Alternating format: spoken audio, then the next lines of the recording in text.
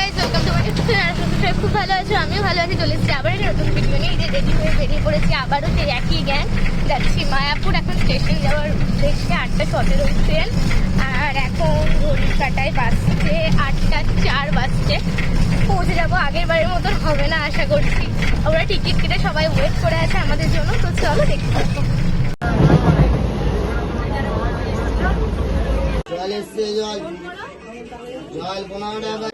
নেমে গেছি ধুবুলিয়া স্টেশন। ওইদিকে টোটোর সাথে বার্গেনিং চলছে। টোটো করে আমরা যাবো মায়াপুর মন্দির। হ্যালো হ্যালো,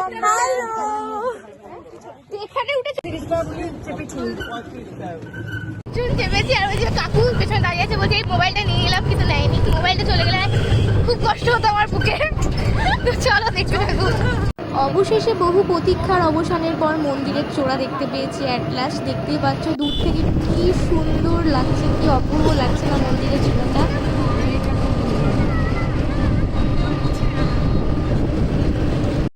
এই যে এখানে আমরা সবাই মিলে আখের রস খাচ্ছি আর এনারা ছবি তুলছে।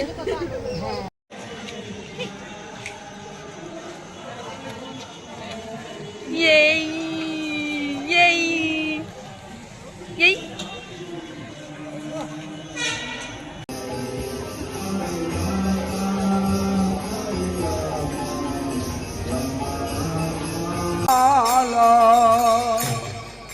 গোবিন্দ আনন্দে বল হরি ভজ বৃন্দাবনের আনন্দে বল হরি। শ্রী গুরু বৈষ্ণব পাদ পদ্ম করিয়া, শ্রী গুরু বৈষ্ণব পাদ পদ্ম করিয়া।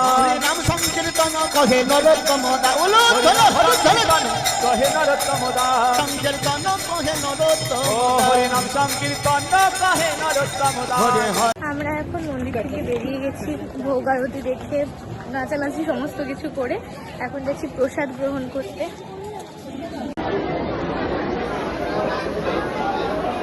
নামহট্ট ভবনের প্রসাদ গ্রহণ করতে। আর এত ভিড়।